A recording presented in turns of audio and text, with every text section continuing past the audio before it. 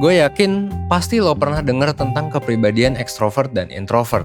Nah, kalau iya, apa sih pandangan lo terhadap kedua kepribadian itu? Kedua aspek tersebut gitu. Mungkin lo pernah denger ya isu-isu atau gosip-gosip bahwa ekstrovert itu sebenarnya jago ngomong, tapi kadang nggak ada isinya kalau ngomong. Dan lo mungkin pernah denger atau lo memandang bahwa introvert itu lebih pinter daripada ekstrovert. Atau kalau introvert itu pendengar yang baik, tapi introvert itu pemalu gitu. Introvert itu temennya dikit atau bahkan nggak punya temen. Dan kemampuan sosialnya juga nggak lebih bagus daripada ekstrovert.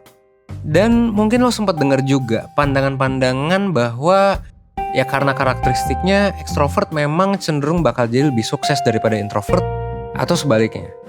Nah, ini benar atau enggak sih? Sebenarnya ya kalau kita ngomongin soal tipe kepribadian, gue bisa bilang bahwa gak ada nih tipe kepribadian yang secara mutlak, secara absolut itu lebih buruk atau lebih baik. Kalau kita ngomongin kepribadian ya pasti ada plus minusnya. Sayangnya, memang cukup banyak miskonsepsi tentang introvert dan ekstrovert. Kayak yang gue sebutin tadi gitu. Ada beberapa yang gue sebutin tadi itu sebenarnya gak tepat-tepat banget gitu. Yang bikin salah satu kepribadian jadi mungkin jauh lebih buruk daripada kepribadian lain. Atau sebaliknya, lebih baik gitu. Gue sendiri sebenarnya udah pernah ngebahas ya mengenai gimana seorang introvert bisa gak kalah sukses dari ekstrovert di video sebelumnya dengan judul Introvert Juga Bisa Sukses. Nah, makanya di video ini gue bakalan ngebahas lebih lanjut mengenai miskonsepsi lainnya tentang introvert dan ekstrovert. So, buat lo yang penasaran dengan itu, lo tonton video ini sampai habis. Dan jangan lupa untuk klik like dan subscribe biar lo gak ketinggalan video lainnya dari 1%.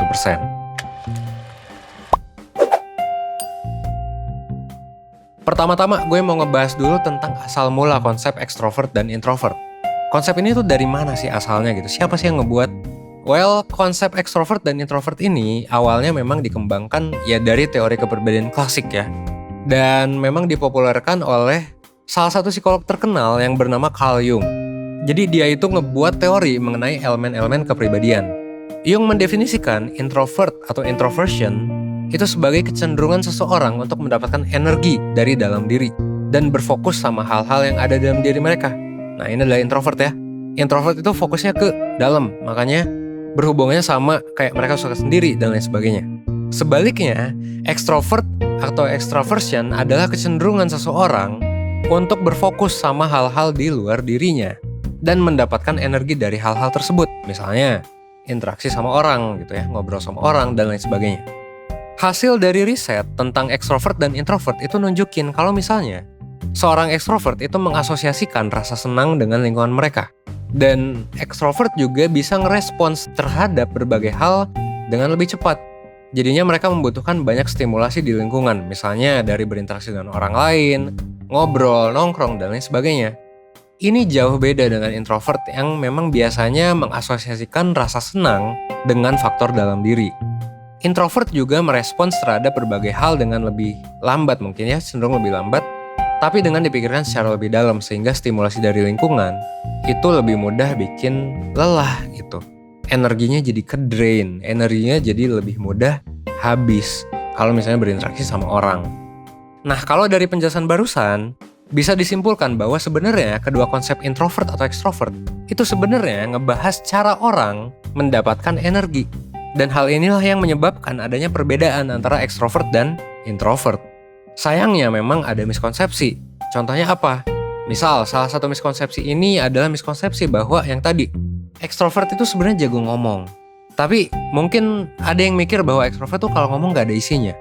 Dan bisa dibilang juga, ada juga yang nganggap bahwa introvert tuh lebih pintar daripada ekstrovert. Dan ekstrovert gak lebih pintar daripada introvert.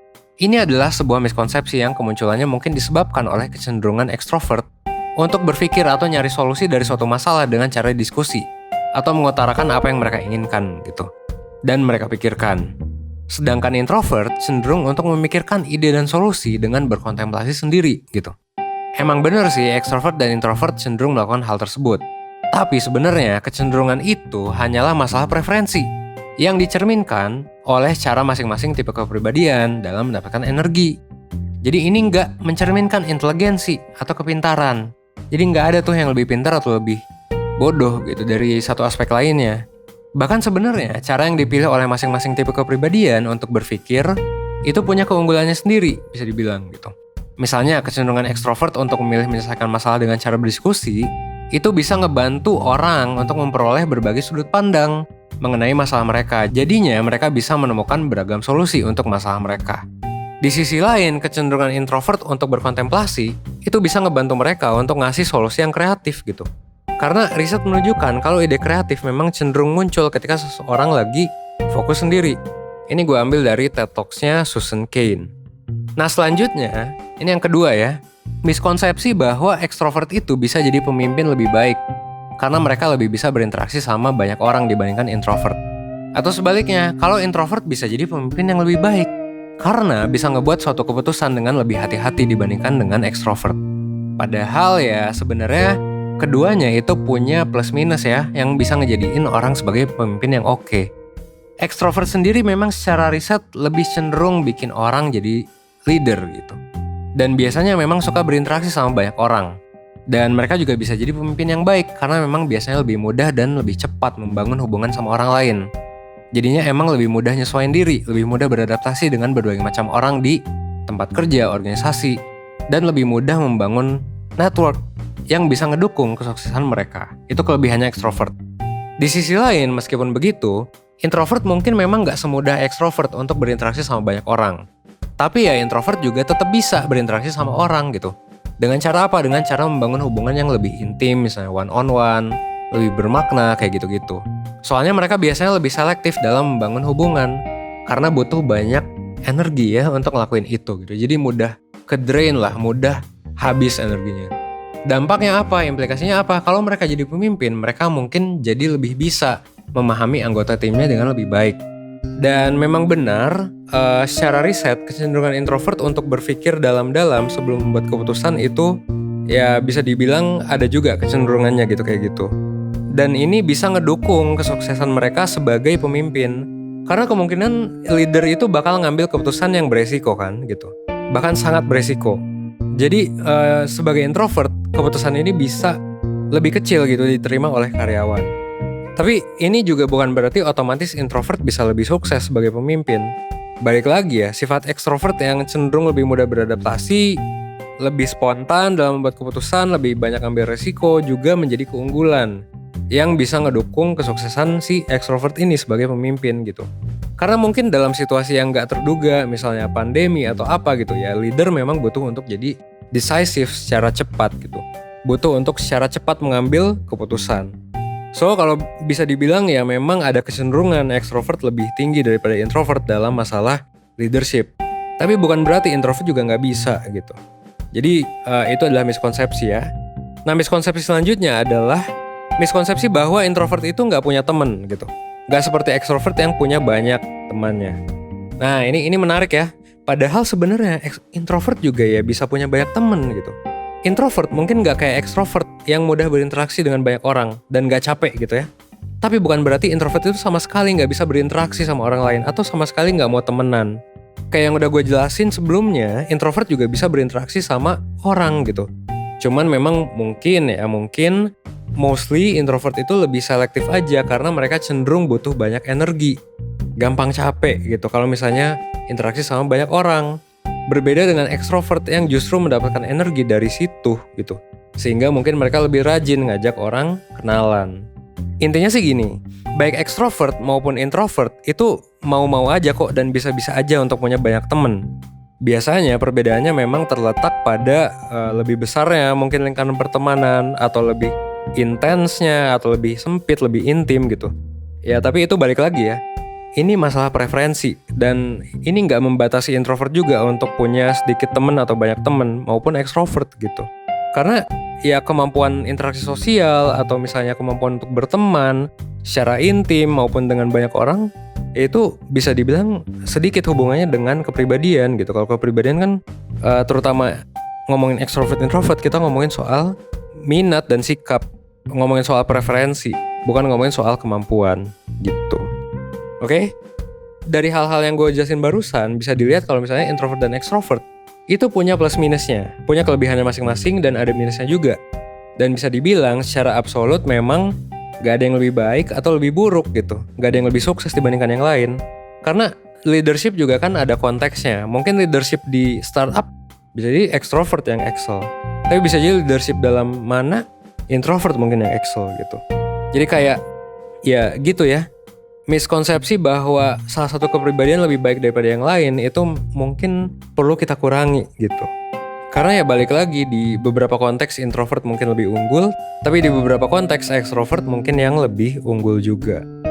Nah, tapi gue juga mau ngabarin, kalau misalnya lo adalah seorang introvert dan lo ngerasa lo gak pede, lo takut gak sukses, lo susah berinteraksi sosial, lo susah dapet temen, kayak lo merasa lebih rendah daripada extrovert gitu, atau karena berbagai hal lainnya.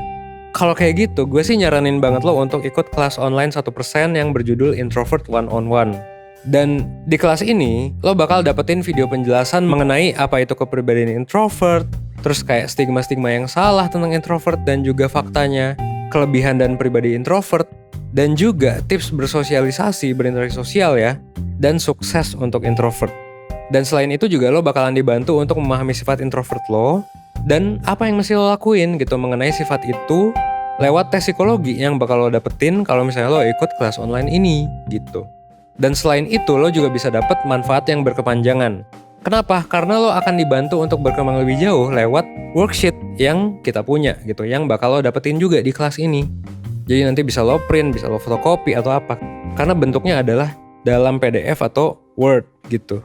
Nah, kalau setelah kelas ini misalnya lo ngerasa bahwa wah kayaknya gue butuh konseling, gue butuh mentoring, pengen konsul lebih lanjut tentang masalah lo bisa konsultasi dengan harga yang lebih murah gitu.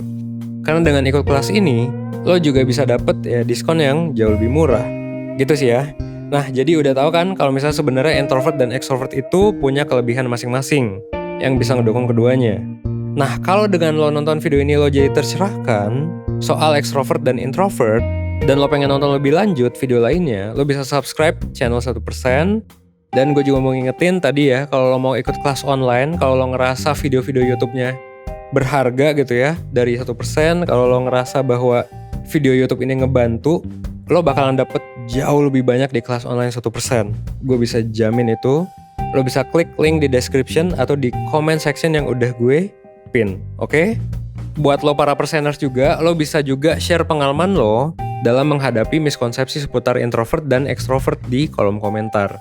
Jadi kalau ada tanggapan atau pertanyaan silakan komen ya, nanti juga gue bakalan coba balesin satu-satu gitu. Akhir kata, semoga video ini bisa ngebuat lo menjadi lebih baik, seenggaknya 1% setiap harinya. Supaya apa? Supaya lo bisa hidup seutuhnya. Oke? Akhir kata, gue Evan dari 1%, thanks.